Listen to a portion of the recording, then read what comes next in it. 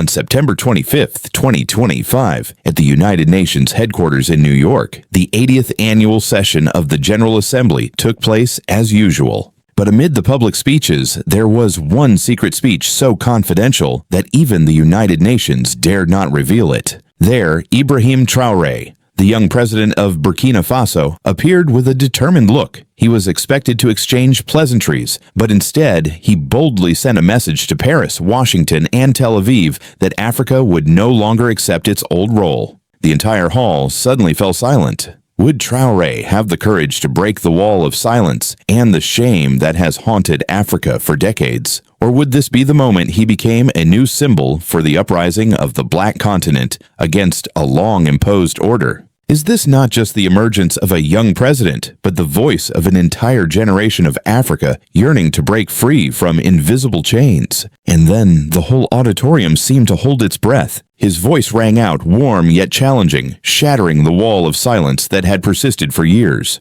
His words grew stronger with each phrase as he began to list what he called the first great crime, the transatlantic slave trade. He reminded the council that over 12 million Africans were torn from their homes, shackled, and forced to cross the ocean. The empires of cotton, sugar, and coffee were built on our blood, he declared. This, he emphasized, is not a distant story. It is the foundation of wealth in the West. Then the second crime emerged, financial slavery through the CFA franc. 14 African countries, even in the 21st century, are still forced to keep half of their reserves in the French treasury since 1960. Traoré stated that over $500 billion have been withheld. Is this freedom or just another kind of chain? He then moved on to the third crime, the Rwandan genocide of 1994, when 800,000 people died in just 100 days. While France protected the killers, the atmosphere in the hall grew tense. Delegates from Paris shifted uncomfortably. He spoke of the fourth crime, the debt trap of the International Monetary Fund and structural adjustment programs that forced cuts to health and education. In Zambia, nearly 40% of the health budget has vanished. Children die not from diseases, but from the cost of medicine. He roared. Soon after came the fifth crime, the destruction of African agriculture. Cocoa farmers in Ghana are going bankrupt due to enforced market liberalization, while corporations like Nestlé and Cargill make billions. As our farmers collapse, their corporations rise. He said, every accusation is met not with applause, but with silence. A silence heavier than words. Silence means that the accusations cannot be denied. But Traoré was not done yet. He pushed the accusations even further. He mentioned that the sixth crime is the assassination of African leaders, such as Patrice Lumumba of Congo in 1961 and Thomas Sankara of Burkina Faso in 1987, both killed with foreign involvement. When our leaders talk about dignity, they have been buried, but their voices still resonate within us. Next is the seventh crime, the intervention of the Cold War. The United States supported dictators like Mobutu Sese Seko in Zaire, sending weapons while millions suffered from hunger. Our people received guns instead of bread. Then comes the eighth crime, the plundering of Nigeria's oil. Companies like ExxonMobil in total have amassed huge fortunes, but left behind polluted rivers and contaminated land. 30 million people still live in that pollution with a life expectancy of only about 50. The ninth crime occurs after foreign military bases. The U.S. Africa Command oversees 29 bases across Africa, while France still occupies Djibouti. They claim the purpose is stability, Traoré said, but each base is another chain binding our sovereignty. Finally, there's the 10th crime, which is the manipulation of human rights. Western powers condemn Zimbabwe, Sudan, and Mali, but remain silent about Chad and Gabon because those regimes serve their interests. To them, human rights are not a principle but a weapon, he concluded. By the time the 10th crime was mentioned, the hall no longer resembled a diplomatic stage. It felt like being in a courtroom, with the West standing there as the accused. But Traoré had not stopped yet. He turned back sharply and fearlessly, ready to name and face those still alive. He firmly asserted that Emmanuel Macron is not just a president. He is the heir to a colonial empire, benefiting from the very chains that once dragged Africans across the ocean. A distinct wave of protest spread throughout the French delegation. Some bowed their heads, while others scribbled nervously. Then his voice became deeper. Donald Trump, he turned trade and oil into bargaining chips bought with the blood of other nations.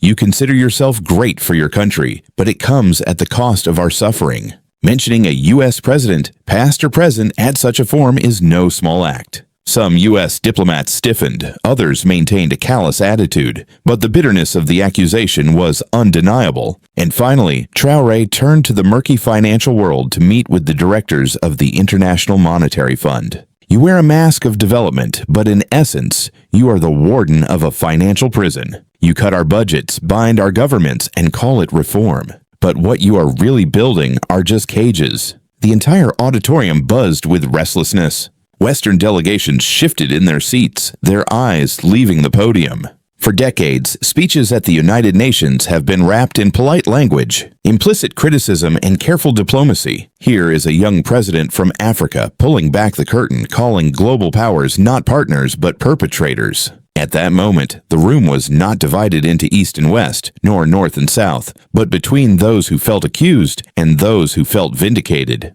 But Traoré was not done, for after the accusation comes the commitment. Traoré continued, "I stand here not to beg or curse. We do not seek pity. We demand justice." He mentioned the name of Thomas Sankara, Burkina Faso's late leader, who spoke of dignity and independence decades before he was assassinated. Traoré said Sankara has been silent, but his flame has not been extinguished. It burns for all Africans who refuse to kneel. He spoke of a new Africa, undivided, unimposed, united in purpose. We want an Africa that can decide for itself, free from debt traps, foreign bases, and the theft of land and spirit. His words had a rhythm, almost like a biblical cadence, and for a moment, the hall felt less like a forum of diplomats and more like a gathering of witnesses. Then he looked out towards the continent. If the world desires peace, let it restore justice for Africa. If the world seeks fairness, let it remove the shackles of debt. Without Africa's dignity, there can be no global balance. Then, Traoré presented a vision, forming a black-gold alliance, not just about oil and minerals, but the living strength of the African people themselves.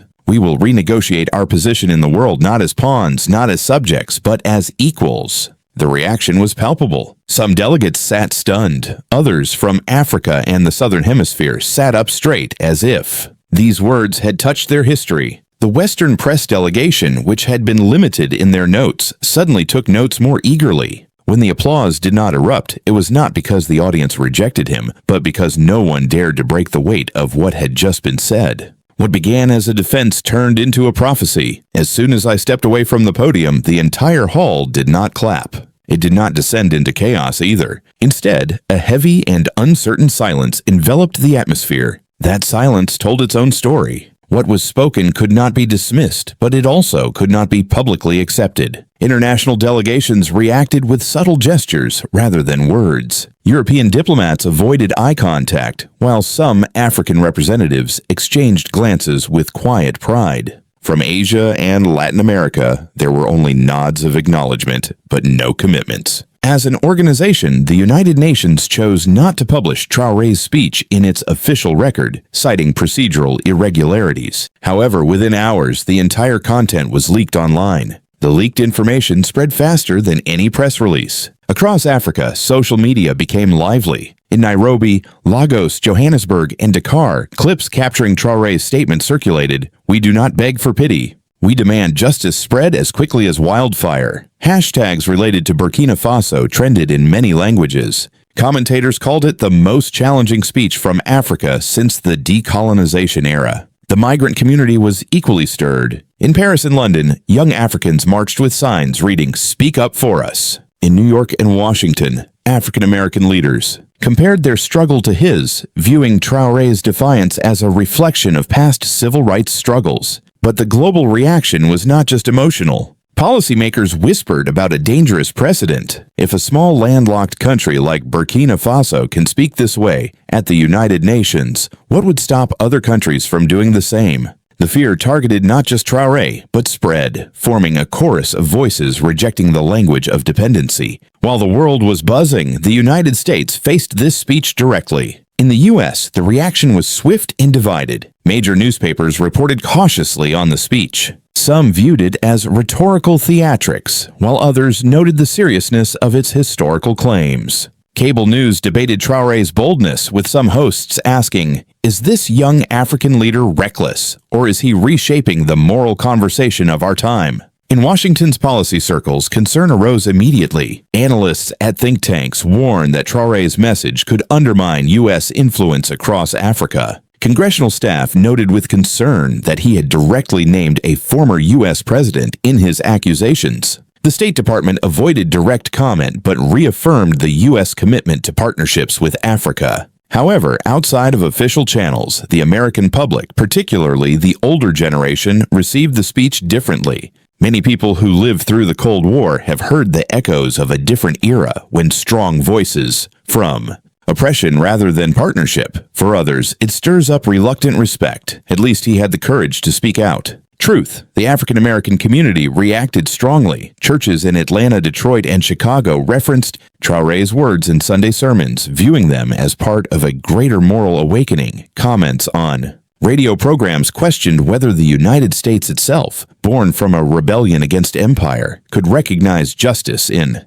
Africa's demands. In African news, the number of mentions of Burkina Faso surged across U.S. platforms. For many Americans, this small country was hardly noted in daily headlines. Now, thanks to Traoré, it has become the focal point of global debate. The question hanging in the air is unavoidable. Is Ibrahim Traoré a figure of resistance, or is he the beginning of a new chapter in world history? And just as the story seemed to settle into analysis and debate, a surprising twist reshaped the entire narrative. What the world expected that September was a confession, a humiliating scene where a young African president was forced to admit guilt, written by others. Instead, Ibrahim Traoré presented something no one could script beforehand, an indictment. At that moment, the balance of power shifted. The ultimatum, carefully drafted by Paris, Washington, and Tel Aviv, aimed to close Burkina Faso's chapter. However, by folding the document and setting it aside, Traoré turned weakness into strength, seizing the narrative not as the accused on trial, but as the prosecutor demanding accountability from the West. Observers then noted that the true insight of that moment lay not only in what he said, but also in what he refused to say. By denying any legal term in the ultimatum, he exposed the hollowness of Western authority. The confession became meaningless. The indictment became immortal. For the first time in decades, an African leader did not deliver a speech approved by the West. He framed them in the dignity of Africa, and that dignity resonated far beyond the walls of the United Nations. But the story didn't stop there. Images of Traoré began to take on a life larger than politics. Within days, pictures of Ibrahim Traoré leaving the United Nations chamber, holding a file of Western crimes, spread across front pages and social media. Commentators compared this image to the iconic moment of Mandela raising his fist in history or Nkrumah declaring independence. Traoré was no longer seen merely as the president of Burkina Faso. He emerged as a symbol of Africa's challenge. What astonished many in the West was his message has spread quickly beyond Africa. In Latin America, young activists agree with his words about dignity and debt. In Asia, commentators are talking about a new multipolar voice that challenges the old hierarchy. And right in Europe, minority communities have cited his speech as evidence that the truth cannot be hidden. The phrase "black gold" has become a rallying cry across news platforms in Africa. It symbolizes not only oil and minerals, but also the strength of the people and culture of Africa. Hashtags bearing his name have trended worldwide. For millions, this speech represents not only the challenge of one man, but also the awakening of an entire continent. The change has been evident. The moment was created to defeat Ibrahim Traoré, which actually elevated him. The ultimatum has gradually faded into obscurity, while the indictment has become history, and Burkina Faso, once barely noticed on the world map, has now become a torchbearer for African sovereignty. From that moment, the question is not whether Traoré will be remembered, but how his legacy will shape the upcoming battles. As Ibrahim Traoré stepped down from the podium, the weight of history seemed to follow him. What began as a carefully staged effort to force him to submit ended with a thunderous challenge. The so-called confession intended to humiliate him has been transformed into something entirely different. In his hands, it is no longer a script for failure. It has become a case record, a vivid account of Western crimes, not written by those who accused him, but rewritten by his courage and determination. From that day forward, Traoré is no longer just seen as the president of Burkina Faso. He has become something greater, more enduring, a voice for African dignity, a symbol of resistance against centuries of exploitation, and a vivid reminder that even the smallest nations can challenge the mightiest powers. His image, captured with a file of Western crimes under his arm, has become a symbol of defiance, an emblem that future generations will study as a turning point, not only in African politics but also in world history. His concluding words still resonate beyond the marble walls of the United Nations. We do not ask for permission to be free. We stand up to reclaim it. Those words now live on in the hearts of millions. From Ouagadougou to New York, from Dar to Washington, they echo throughout the markets of Africa, in classrooms in Europe, in churches in Washington. They resonate throughout markets in Africa, in classrooms in Europe, in churches in America, and on the streets in Asia. They remind the world that freedom is never given. It must be claimed by those who dare to demand it. For the audience, there are lessons here that cannot be overlooked. The first lesson is about dignity. True dignity does not come from titles, wealth, or recognition from foreign powers. It comes from standing firm when the world expects you to bow your head. Dignity is not bestowed. It is lived. Traor's actions show that even when everything are against you, a truthful voice can be more convincing than 1,000 empty statements. The second lesson is about memory. The world often asks the oppressed to forget erasing the past in order to maintain peace. But peace without truth is just silence. Traoré reminds the world that the wounds of slavery, colonialism, and economic exploitation are not forgotten pages in a closed book. They are a part of the living memory of nations, and, if not acknowledged, justice will never truly be served. The third lesson is about courage. Courage is not the absence of fear, but the decision to act despite fear. Traoré stood before a hall full of the most powerful nations on earth, not armed with weapons, but armed with words. He did not guarantee that his speech would change anything, but just with words, he changed everything. For each individual, the challenge is similar. We may never stand at the United Nations, but each of us faces moments when silence is easy, but speaking the truth is necessary. Courage in small moments will create. His words in search of Western approval were framed within the dignity of Africa. He proved that our culture, language, and history are not burdens to hide, but treasures to protect. For every nation and every people, this message is clear. True strength comes when we stop imitating others and start embracing our true selves. Pride in one's heritage is not arrogance. It is survival, the roots from which freedom grows. For you, the listener, this question may seem simple, but it is profound. What will you do with this story? Will you allow it to be just a headline, a fleeting debate? Or will you see it as a call to action, a reminder that truth is more important than convenience, that dignity is worth more than comfort, and that justice cannot wait for permission? Traor's words challenge all of us. We do not ask for permission to be free. We have risen to reclaim it. Can you say the same in your life?